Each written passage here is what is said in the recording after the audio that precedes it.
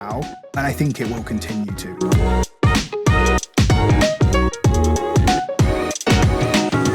So, Aaron, thank you so much for being part of this chat. I really appreciate it. And you've spent so far about 13 years in the industry working with the world's most incredible brands and partners as well. So, you've held positions such as design director at Apple and design director at Wieden & Kennedy as well.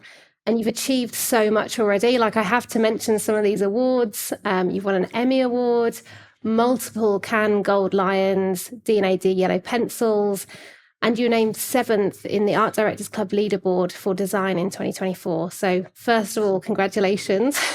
Thank you, I appreciate it. And now you've turned your attention and your skill set to co-founding Explorers Club in your role of creative director. So let's start by learning a little bit more about that. So why did you decide that age 33 was the best time to start your own studio? Yeah, cool. So Explorers Club is a strategy and design studio founded by Io Fagbemi, really good friend of mine and longtime collaborator, and obviously myself. We're based between London and Los Angeles. Within our sort of first year of being a studio, we've partnered and worked with the likes of Atlantic Records, Doc Martens, and Idris Elba, as well as like we've hosted and curated events at like Barbican and London Design Festival. So yeah, I think we're super excited about our first year as Explorers Club. And in terms of why now, and mentioning I'm 34 now, but 33 when we started the studio. Not that I want to keep adding the years, I think it's something that I've personally always wanted to do. I think I knew that at the right time it would be something that I was going to do, and I don't think I put an age cap on it. It was just like I kind of knew when I got there, when I had like maybe like enough experience to feel like I've kind of got like a rounded opinion on everything, but I'm still young enough to have that kind of like energy and that kind of ambition and that thirst for kind of like success. And I think relationships are so important as well, like probably the most important thing, like between Io and myself. Like we've grown as friends over the years, but I think we've known for quite a few years that we were going to do something together. We talked about it in various levels of kind of, are we ready to go yet? And, and I think just, last year it was, it all kind of, the stars aligned and we were kind of ready to kind of kick things off. And just kind of on that idea of relationships as well. Like I think within our first year of Explorers Club, like so many of our clients, like such a huge majority of our clients has been previous clients from elsewhere, or they've been previous colleagues, people we've worked with side by side, and now they're kind of we're kind of collaborating on more of a kind of like client agency kind of side. So I think as well as the experience as like a creative, I think like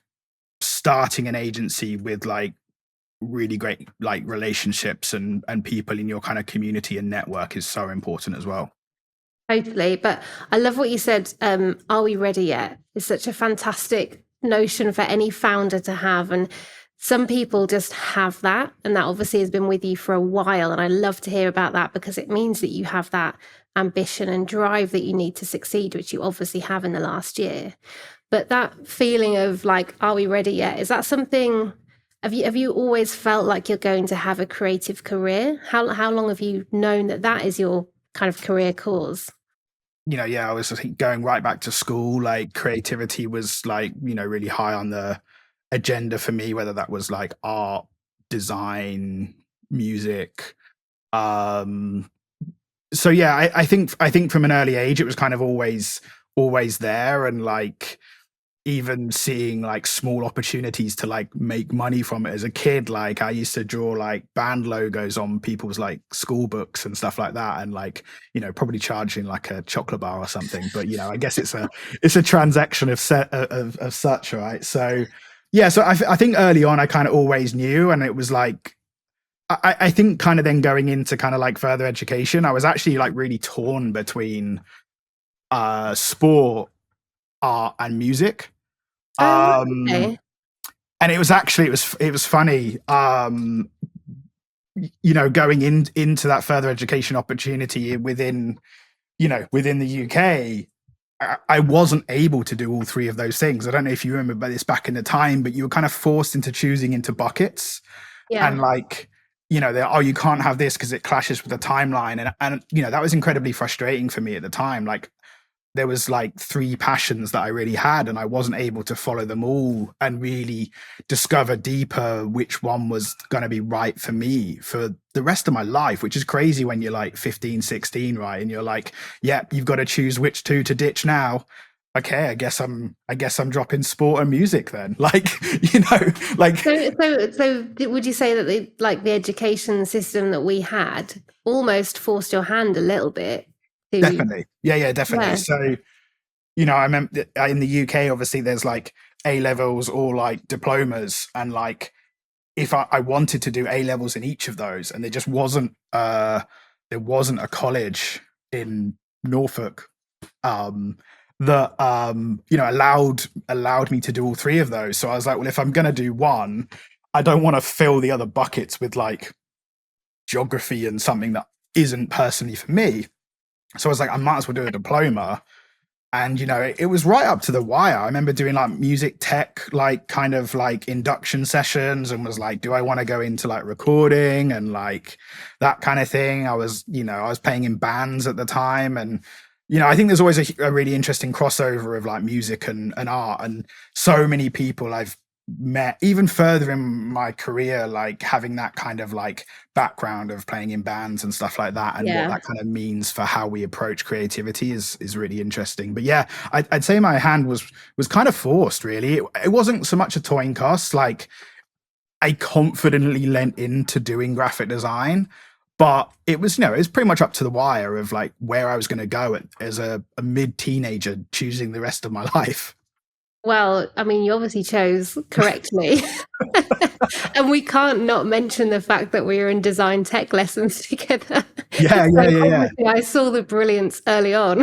Yeah, So no, this is like a full circle moment connecting with you like 20, 25 years later. I don't know how old, no, 20 years, not 25 yet. let's say 20. Let's say 20 years later, connecting again, having, went to high school together, and there's nobody from high school that I'm still in contact with, sadly. So, a lot's changed in that time. So it's great to reconnect and be talking together on this. Yeah, totally. On age as well. So I mean, we're both so there's 6 months in it, but we're both millennials. I'm 33, you're 34, right? Just got to get that in there. Yeah. And so we're here to talk about age. And I was wondering, have you ever felt too old or too young for the role that you were in at that time? Yeah, it's a good question. I feel like there's kind of almost like two parts to this question. Or where my head kind of goes in kind of two directions. I think like the first half of the idea of being kind of like too young, perhaps. Like, I think in my 20s, I had like so much energy and like crazy ambition. I was so ambitious and so driven, and yeah, like it almost kind of felt infinite, like what I could, let's say, push myself to kind of do and achieve. And I set myself like crazy goals, sometimes like intentionally impossible goals, knowing that I just had to keep kind of pushing and pushing and pushing. And I was my own worst critic, and yeah, I pushed myself so far. And I think, being totally honest with myself, I was really driven by a fear of failure, and what failure was, or what failure looked like, or what it meant to fail. And there's years of therapy sessions there as well in that topic. But I think I don't know if I knew this at the time. I think at the time I was driven by like achievement and excellence. But I think, looking back on it, I was probably driven more by a fear of failure.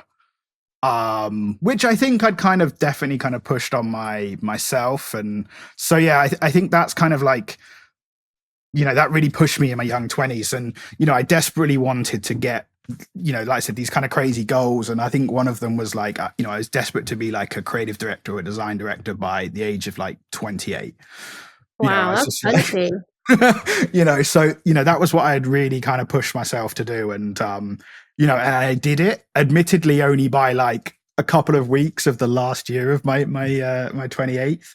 But I did that. And whilst that was something that I like wanted more than anything, I was then obviously in like, leadership meetings, big client meetings, and I had this kind of like, I guess almost like imposter syndrome at the same time, which I think would probably surprise a lot of people. Like I think like I had a good armor, and like I think so. I think that would surprise people. But like, yeah, I think like I was always battling this, like I had this like constant battle of momentum and energy and this kind of like earned confidence along the way. But at the same time, I had this kind of like fear of failure and this like crippling imposter syndrome on the inside. And it's not something I speak about very often, but I'm more than happy to share it. But I think I think that kind of dichotomy of those two things, of this like momentum and then this kind of imposter syndrome, when I was like still in the second half of my 20s, being in like quite big like kind of like leadership meetings, I always felt like the age put me at a disadvantage in that room, like straight away. Like Right. people, I assumed that people would look at me and go like, why is this young kid here, and like why is he in this room right now? And like I'm sure nobody did think that. Maybe some people did, but like I was the one putting that kind of like age kind of like factor on myself, I think. Yeah, yeah. I really appreciate your honesty around that. And it's something that people, some people are very honest about, it gets spoken about, but there's no real solution externally, perhaps. But I don't know, is there anything you've learned along the way of what does give you confidence or what can help when you have those moments of imposter syndrome? Yeah, in terms of like giving myself confidence, again, it's something I talked about in a lot of therapy sessions over the years. So something that I'm hopefully somewhat well versed on within my own kind of world. The big thing for me is momentum. I think if I can kind of constantly achieve and raise the bar for myself, like time and time and time again, and like constantly just like keep that momentum going, that kind of manifests itself in a confidence, right? I think there's self achievement and self kind of like reviewing of myself, and obviously there's like, I guess there's kind of like external validation of what makes something good. But yeah, I think that kind of this idea of like momentum is something that really kind of drives me forward. And I think like, if you've got several like wins in a row, so to speak, and you get a knockback, it's like, okay, I can deal with this, I can handle this. Like, I know what momentum feels like. Let's kind of step up and do it again. I think what's difficult, which I've also kind of seen, is like when you get constant knockbacks. And I think that's something that's kind of like really kind of difficult to deal with, in terms of, if you're constantly kind of getting like criticism and like, or like briefs are not going to plan, for one reason or another, the project might die. Like I think like when that happens like consecutively, I think that's then really difficult to kind of deal with, and then that really can affect your confidence. You make it seem so effortless from everything that you've achieved. But also, it's from some of the things that you said there about momentum and pushing yourself, and the fact that you've had this almost limitless energy to achieve. Sounds like you're putting a lot of pressure on yourself, and it speaks to something that we touched on when we spoke a couple of weeks ago about work ethic. You Mm. obviously have a relentless, limitless kind of work ethic, or that's what I can hear. But it's something that you said before perhaps has been lost a little bit in the industry. Do you see a difference in work ethic between people you've worked with who are much younger or much older than you? Yeah, this idea of work ethic, I think it's really really interesting. And like, I think yeah, like I said, like in my early career, I almost had this feeling that like anything was possible. You know, it was massively naive, but I think there was something like incredibly like healthy about that naivety, like not knowing any of the constraints, not knowing any of the like context, like just kind of like, yeah, just had this like energy to just like kind of go and go and go and go. And I think I was incredibly lucky in my first few jobs and roles where I really connected with like the leadership in those places, you know, and those people have really helped shape my career as well. Like I had this energy that I had wanted to use and kind of achieve, but I feel like I was really supported by great leaders as well, where like, you know, they really wanted to kind of help help push those who really wanted it, you know. And Yeah. I think it was just this like purely kind of like whatever you put in you can get out. And I think like that was like that was kind of really special, and just like knowing that, you know, I was not, it wasn't that like, you know, you're working like crazy hard and not getting anything out, or it wasn't that you were kind of getting forced to work hard. It was never that. It was this kind of, you know, this just kind of unstoppable force that felt like we could kind of achieve stuff together. You know, if it meant like working late, we did it. If it meant like pushing yourself to come up with one more route because you had a weaker one on the table, like you did it. If, you know, if it meant doing extra personal projects outside of already a busy schedule, like we did Yeah. it. Like, you know, personal projects really helped shape my kind of progression and the direction of my career. And I think, I really kind of like treasure those times and feel very lucky to be sort of, you know, supported through those and like really helped with my kind of like energy and momentum. I think on this topic of kind of work ethic and where it is now, I think there's a flip side to it where like I think there's a lot of the industry that forces a work. I don't even want to say work ethic. It's just forces like an unhealthy, unsustainable expect level of expectation from people, like forcing people to kind of work late, work weekends, like, and it creates this like fear culture of like, you know, I have to do this because I'm scared or out of fear because of like, you know, the powers that be are kind of like making me kind of do this. And it also kind of like continues to manifest itself in like continued fear where you're like, I know I need to now do all of this because otherwise I'm going to kind of get told to. And I think there has now been a bit of a kind of collective kind of push against that in this, you know, and I think it was probably aided by like COVID, working from home, where this kind of idea of finding a work life balance is so much more important. You know, and it's something that I've really dug into for a couple of years, you know, quite intensely. You know, I've suffered from complete burnout, medically diagnosed like major depression from being forced to overwork. You know, so I've personally like firsthand been like a victim of this process, and something that I'm still recovering from, like emotionally and physically. But I think that like, so this idea of work-life balance is something that I've like really looked into, but I've kind of got to this point personally where I feel like it's such a kind of like binary idea of like work. Like it feels very binary. It feels very like, you know, you can't have both or you can't integrate both. And I have a slight fear that the new generation coming through, whilst I wholeheartedly respect this idea of health within the industry, I can't stress that enough given my personal experiences. I think there's a kind of standoffishness, or there's kind of like a potential of seeing in the new generation that's just like does just enough.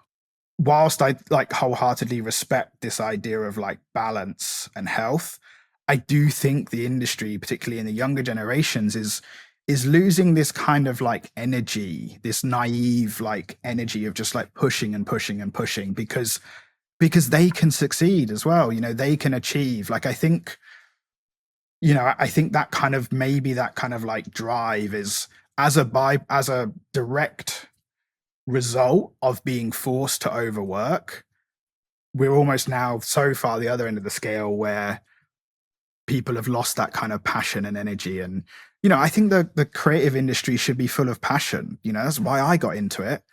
It should be an industry that's fun, that's creative, that's full of something you love. Like, you want to get up every day and go to work and enjoy that we're creative problem solvers. That ignites a passion in me personally. And I feel like, yeah, if I was to summarize this point, I feel like through the kind of like forcing of overworking over the years, it's actually kind of like put out or destroyed a potential passion in Yeah. someone's longer career. And I think that's really sad. Yeah, I completely see what you mean about that, because we've created a bit of a toxic, I think it's fair to say, generation of Yeah. work that is Yeah. getting better, but it's forced people to be really fiercely independent and in control of their own work-life balance, or how have you? I mean, you said career health last time we spoke. I love that term.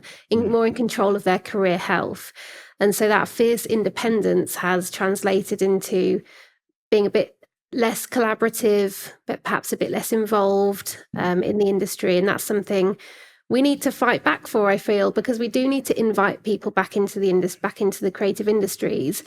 In the UK, GCSE enrolment of design courses has dropped 67% in the last 10 years. And you can see why. It's not seen as viable. It's not seen as a very inviting industry. So there is work definitely to be done there. I think it's a really fantastic point. So what advice would you give somebody looking to enter the design industry today? Advice wise, I'd say there's probably like two beats to this for me. One is kind of like skill wise, and one is maybe more behaviorally, and like more of an attitude. I think skill wise, I think like just keep learning, like just never stop learning. Like, I think like I don't know, I feel like I kind of like came out of like university and was just like, cool, this is my career now.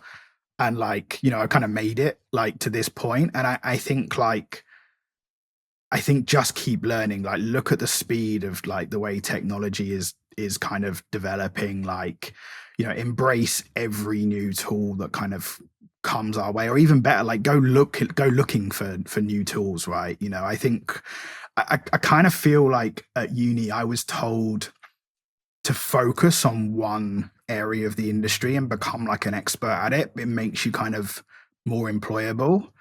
It's hard to say whether like a decade and a half ago that was true. Keep learning, pick up every tool there is, like, AI, we haven't mentioned that yet. Like, that's not going to go away like anytime soon, if at all. And the speed that's developing is crazy. And I use AI like all day, every day. It makes my day faster. It makes it more efficient. I really feel lucky to have kind of gone through a decent stage of my education and career with a lot less of these tools, that basically, I guess my tool being my brain, right? And I think that's really important. Like, I feel very lucky to be in this kind of generation where, we kind of pre and post all of this like technological advancement, where you kind of got context of both sides. Like, sometimes there's a stubbornness with like the older generations to technology, which I accept. And then will the younger generation find like have all these tools so easy that they kind of forget to think for themselves? So I think that's kind of really, really interesting. I think my second point is something that I kind of always say in an Explorers Club, we still say to ourselves on a day-to-day basis, is just this idea of lessening the ego.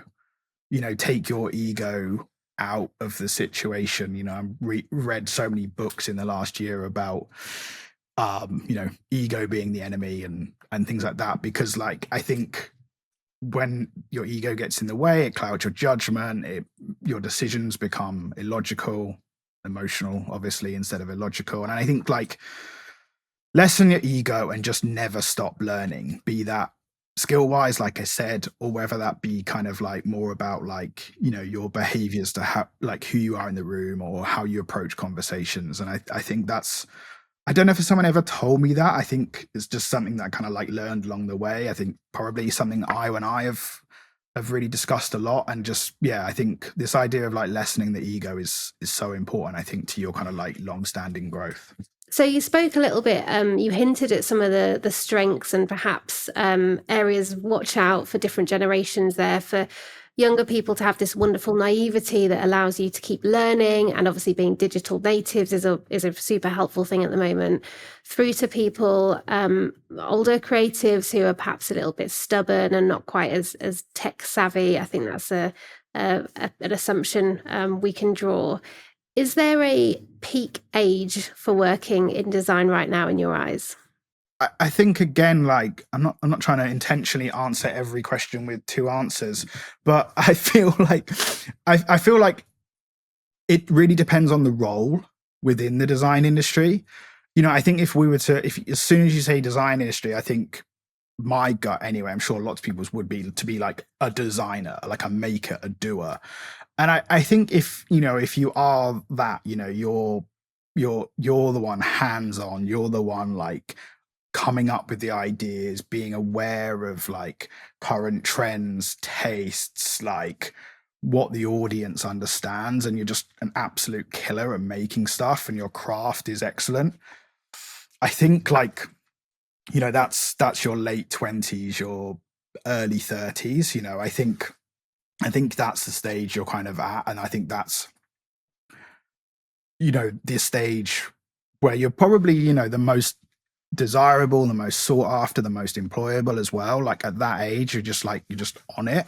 But I think if we start to then think about like the role of maybe like a leader, you know I think that's really hard to put an age stamp on, almost impossible. I'm not trying to like cop out on that answer, but I think that's a mentality thing, and I think that's great. I think that's so positive. Like I mentioned earlier about like, maybe choosing sport when I was a teenager, but like, you look at captains of sports teams, they're not, I think they used to always be like the eldest and the most experienced, but I don't think they are now. It's like, what leader traits like, do you have? And I think like, if you're someone that really wants to make a real difference, you care about growing brands and people's careers, even people's like lives, really, if you're talking about the integration of work and life, like if you're someone that really kind of cares about that, and you're investing enough in yourself to develop those skills, because I don't think it comes naturally.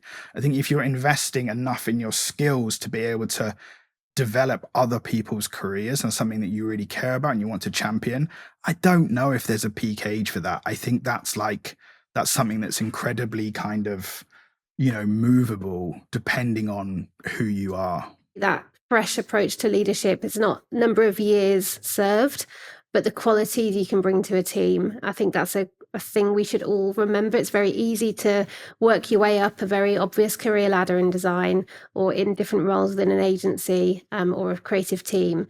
And it's easy to forget those real core principles that make a fantastic leader. I wanted to talk to you about, last year, Explorers Club released a book called Play is the Highest Form of Research, but which I love, and it looks super fun as a piece. But play is inherently a youthful trait. So how do you encourage people to use that and embrace it for their own practice? Yeah, no, thanks for asking about the book. Yeah, it was really important project for us. Like I think, we'll definitely do more of these where we want to, raise topics into the industry that we really kind of care about, and play something that was super close to us. I think, we just always love that kind of like childlike curiosity that can be a catalyst for different shape creativity. And I've talked already in this session about like this sort of like the naivety you have as a younger designer, but if you kind of, which is a really positive thing and creates this like amazing like infinite energy, but taking that really far back into your kind of like childhood is, it's where the like purest form of play and kind of creativity came from. Like, you make different things. I remember like getting a Lego set. I'd always build the like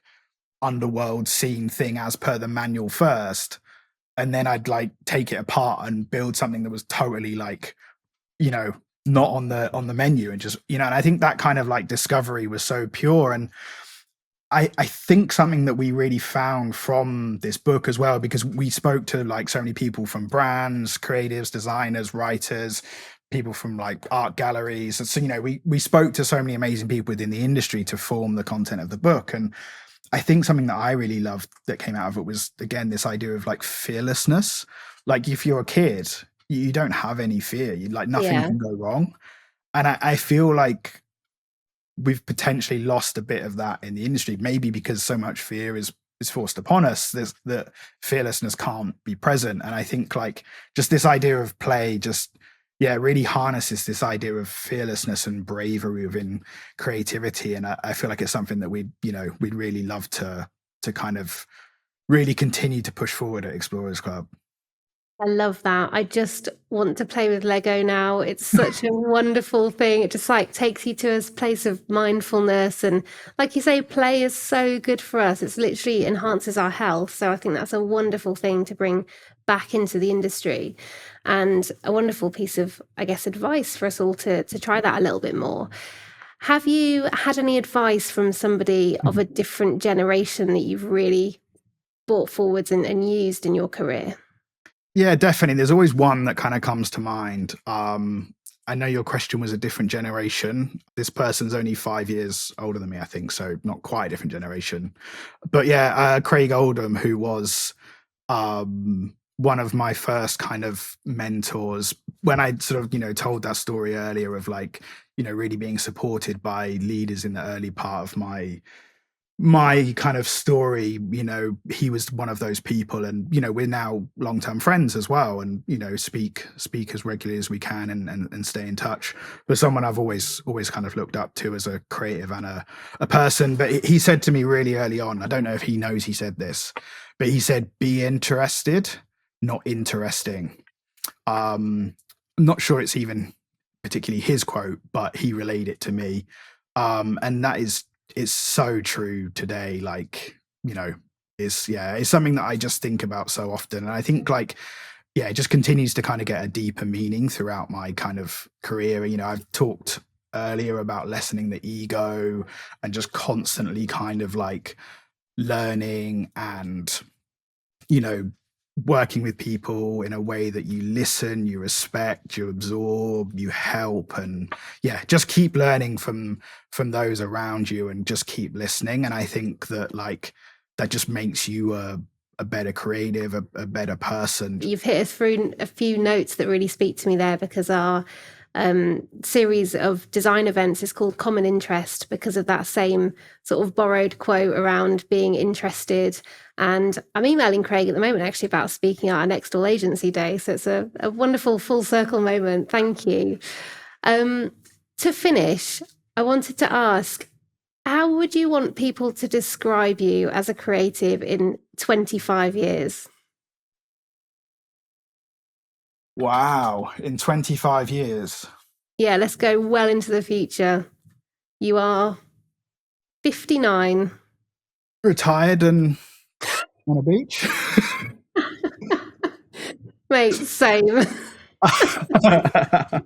Your legacy, though, let's imagine you've had your feet up for a while. Yeah. Okay, let me take 10 seconds. Yeah. I threw that on you. Obviously you've thrown the word like legacy in there. Like obviously that's a huge word. And how do you earn a legacy? How do you create a legacy? I think for me it would be about operating at the highest level as an individual creative and continuously doing that, but very much hand in hand, paving the way for others to do that with you. I think I have this infinite ambition that I've had throughout the younger parts of my career, which always which still burns in me now. And I think it will continue to in different shapes as a business owner and a creative studio founder. Um, but it's so important for me that I help others do the same. Thank you so much for your honesty and transparency and insight that you've shared. I can't promise the infinite energy, but I can try and be more curious and naive as a result of this chat. I love being involved in stuff like this and kind of opening the conversation up.